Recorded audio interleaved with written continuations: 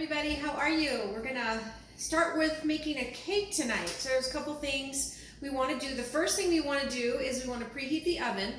We're using, I use a Duncan Hines cake mix. I like this super moist one because it's moist. I'm going to teach you another trick about how to make it moist, but we're going to start with preheating our oven. It says to 350. So let's get the oven preheated so that that's ready to go. Then the other thing, we want to always wash our hands. So let's start with that. Hope you guys are doing well. I started out today. We were dancing at Summit before school started, so that was fun. We were out in the back of the line dance. So I started with that. I'm going to send you guys a how-to video on that so you can get going on that. Learn the dance too, so when you're back at Summit, you'll be able to do the dance with us. So excited to be seeing you guys again, but we're going to start with a cake. Cakes are kind of fun because you can always use them. There's always birthdays or special occasions, so I thought we would talk about how to frost a cake, maybe give you a few ideas for decorating your cake. So the only ingredients you need, you can use a box mix. You can make a cake from a recipe if you have a recipe. This one uses eggs and oil. Okay, we're also, in a second video, I'm going to show you how to frost it. The frosting, you'll need powdered sugar. And I always use a good brand of powdered sugar. I usually don't use a store brand, because sometimes the store brand, when I mix it, it doesn't mix quite right. It's got little grains in it, maybe little pieces that's chunked together, and they don't make your frosting as smooth. The other thing I use is butter and Crisco. I use half and half of each one. If you use, butter's really good for flavoring, but it would taste good that way. If I used all butter, the frosting would probably melt off the cake, so the Crisco keeps it from melting. Summertime, I would definitely use Crisco. You could use a little less Crisco and more butter if you wanted to, but I still like the flavor with both of them together mixed. The other thing you're going to use is probably vanilla is what most of you have. The flavoring I'm using is something called Cream Bouquet. I got it, used to get it at a cake store, or you can even order it on Amazon. I love the flavor for cake. It tastes frosting. It tastes so yummy, so that's what I use. The other thing you got in your bag was a paper towel. You thought, why did Mrs. Grotto give me a paper towel? This is a brand of paper towel called Viva, V-I-V-A, so I gave you one. Make sure you hold on to that, because there's kind of a neat little trick with when you do the frosting, that for some reason Viva paper towels work better than others. So whenever I make a cake, I have Viva paper towels. All right, so let's get started. The thing that I do at the end, the reason we're going to do it in two parts, number one, you always have to let your cake cool before you frost it, and that can take a while. It's going to take even a little bit longer, because one of my tricks, one time I had a friend made a chocolate cake, and I said, man, this is the most amazing chocolate cake. It's so moist. How did you make it, or what was your recipe? And she said, oh, it was just a regular cake mix. And I found out that what she does is when she pulls the cake out of the oven and it's really hot, right away she wraps the cake in saran wrap before it cools and puts it in her freezer. And then she freezes the cake. And what that does, if you let the cake sit out on the counter and cool, which is the way I grew up doing it, all that steam comes off the cake. Well, guess what? That's all your moisture. So when the cake is hot, she wraps it up and puts it in the freezer, and then all that extra moisture stays in your cake, and it makes for a super, super moist cake. So I'll show you how to do that at the end. You'll probably want somebody to help you, because the cake is going to be hot, and we'll do it, you'll need some help. So we'll do that at the end tonight, and then I'm going to freeze it, and then what I'm going to do is take it out to let it thaw. It doesn't take long to thaw, and then you can frost it. And you don't even have to, you don't even have to let it freeze fully. Like sometimes if I'm in a hurry, I can just put it in the oven, in the freezer, and let it get really, cold, so that none of that steam would come off it anymore being hot, and then I can pull it out, and you'll see it's just such a moist cake. It tastes really, really good. And I really like my frosting recipe too, so let's get started. Okay, wash my hands. Start with the cake mix, open that. We're going to put that in. Some scissors here.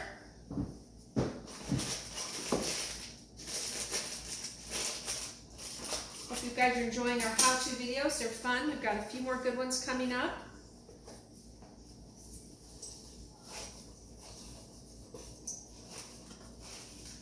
We're you pull that out? Let's see this.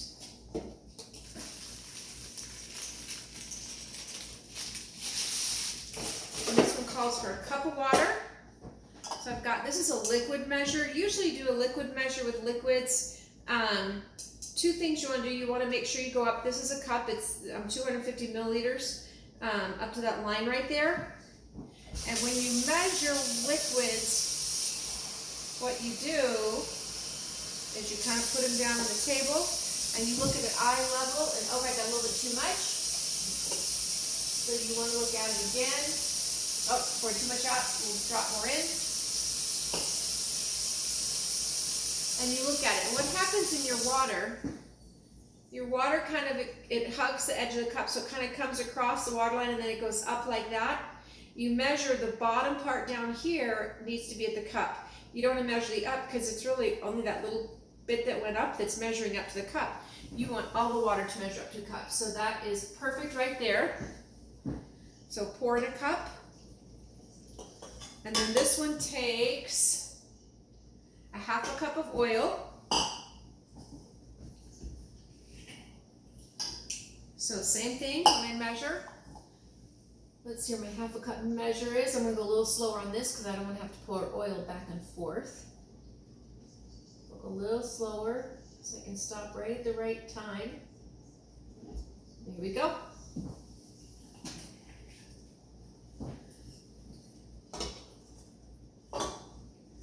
And then 3 eggs.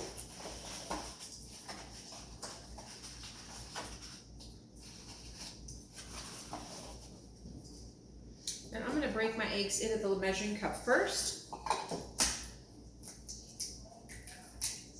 Here's 1, 2, and 3. Alright, then let's pour them all in here. Now the recipe says 2 different things. It says to mix on slow for 30 seconds. So I'm just going to put it on low, and I'm going to time it. Because one thing you want to make sure that you do is mix it enough.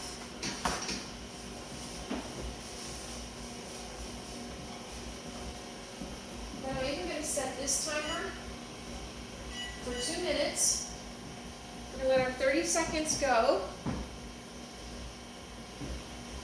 6. And that just kind of gets everything moistened. And then it says to beat it at a higher speed for 2 minutes. So I'm going to turn it up. I'm going to crank that up. Start my timer. And we're going to let that go for 2 minutes. All right. And the reason we do that is we want it to get nice and mixed. Remember we made the muffins? Muffins we just wanted to moisten. We didn't want to mix real well. A cake you want to mix well. If your cake gets too flat, sometimes it might be because you didn't mix it enough. I hope you can hear me. Now I'm going to prepare my pans. Let's see if I can move this over so you can't hear it quite as much maybe. So to prepare my pans, I'm using 8-inch cake pans. I'm going to spray them with Pam.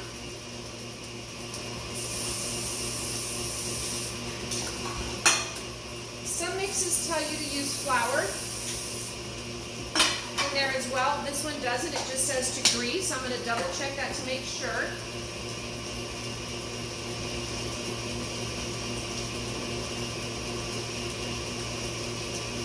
Yep, it says just to grease only. Okay? Then, what I do, got about 50 seconds left, is I use, where my scissors go, I use parchment paper. And you can see I traced around the pan. Okay?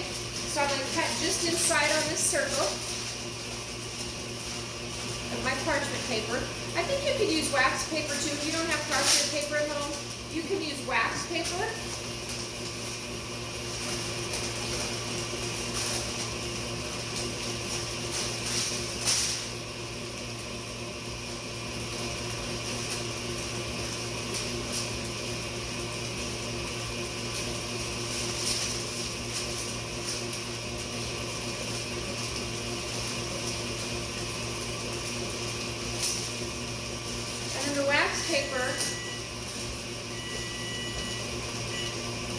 that's my 2 minutes.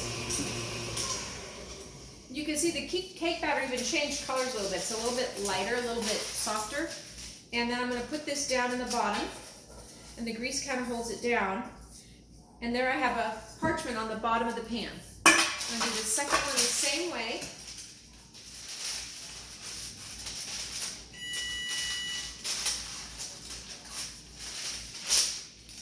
And what this does, when you take your cake out of the oven, sometimes when you dump your cake, for some reason a little chunk will come out of maybe the edge of your cake or something like that. This makes sure the whole cake comes out really easily and it won't crack, because that parchment is going to make sure you get the whole cake out. It also will kind of stick to it a little bit, so that's good when you wrap it to freeze it. This is already just going to stay on top, and we're going to saran wrap around it, just even over this, and we won't take this off until we're ready to frost it. We'll make sure you remember to take it off, because then you don't want to eat it. Okay, I'm going to set my cake pans here for a second. I thought of one thing I forgot. Another thing, I don't know if you'll have these or not.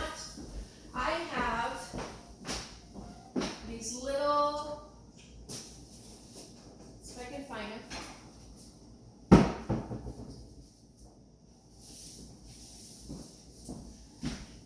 These silver bands, okay?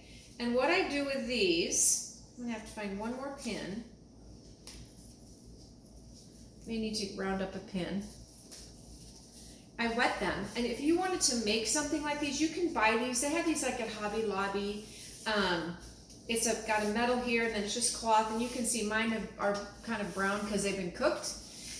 You can also make these. You can take an old towel and cut it into a strip about twice this thick and make a band that's the same, and the band is the height of your cake pan. Okay, and then what I do with these is I wet them.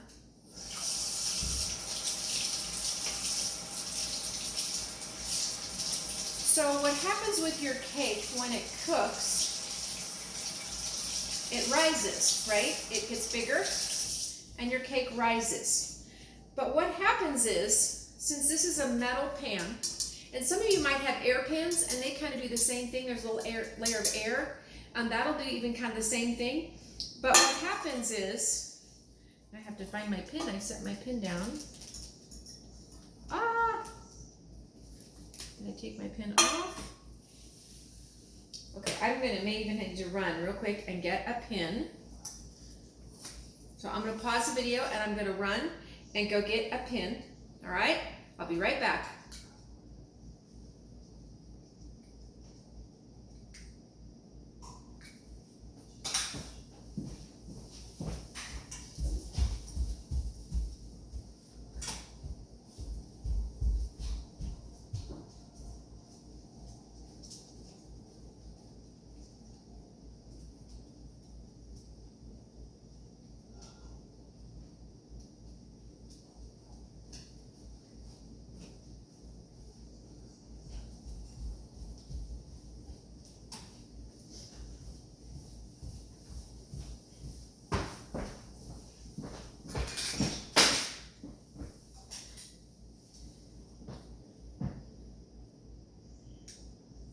Okay, I think it's still been filming, so I'll have to edit that part out. But anyway, so I've got pins here, and I've got this one is wet.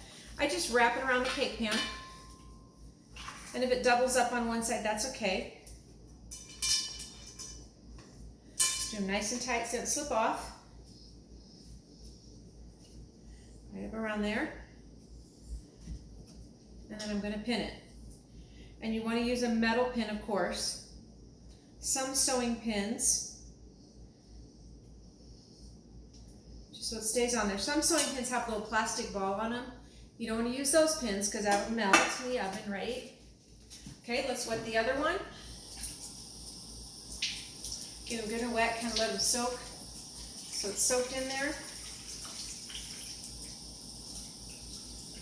There was a pin in it. You didn't have to run away after all. We usually leave the pins in there, I just didn't see it. Okay. Put this one around.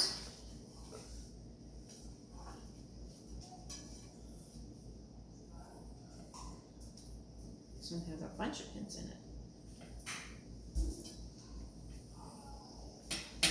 Okay? Okay, so now let me explain what these do. And they're pretty wet.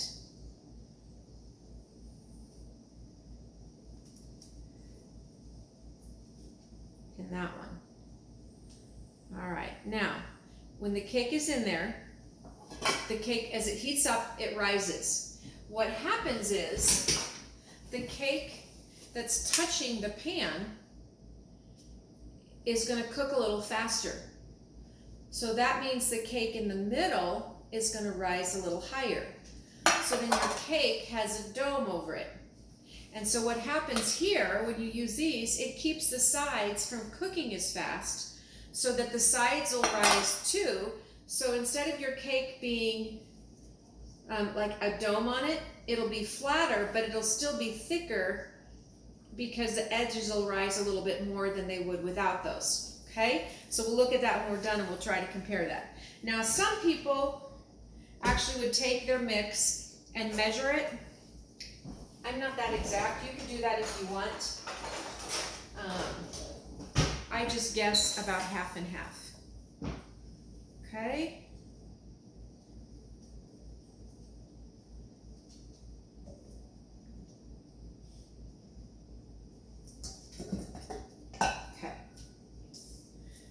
See, it's a little lighter yellow color, kind of a mellow yellow. This is a yellow cake mix, I think. Some of you got a white cake mix. All right, we're just going to pour about half in. Okay. I just try to look and kind of pour about the same in. Okay, that looks like about the same. Maybe even a little more in that one. I've got some batter left. So a little more in this one.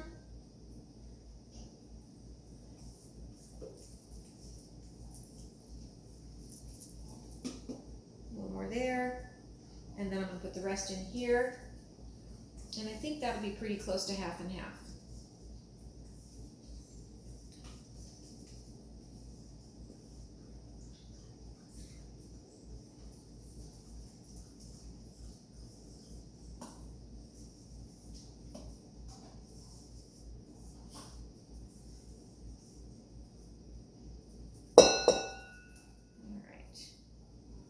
We're going to be using this to make our frosting, so I'm going to go ahead and put it in here with some soap. Remember, we want to clean as we go. Your mom will love that if you do that. I'm going to put my cake in.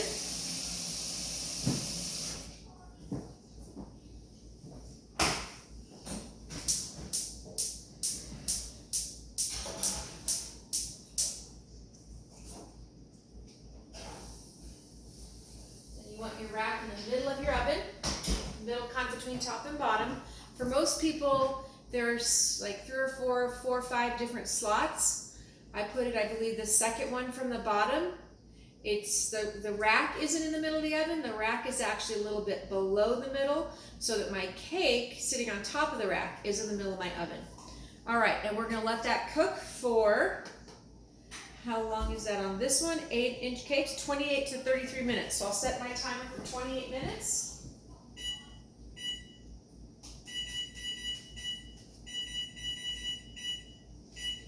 And I'll let that start. All right, so we will give that about 28 to 30 minutes to cook. It's just like the muffins. Do you remember how to tell the muffins were done? You tap it a little bit with your finger and it pops back up. The other way you can tell is you can put a toothpick in the cake or something long and skinny, maybe a skewer or something like that, and when you pull it out, there should be nothing on, you won't see any batter on the cake. That's another way to tell that it's done. So we've got about 28 minutes. I'll let it cook, and then before we pull it out of the oven, I'll turn the video back on and we'll record that, and I'll show you how to wrap it. And you're gonna want somebody to help with that because we want it to, it's gonna be hot, and so you're gonna want some help with that. All right, guys, we'll see you in about a half hour.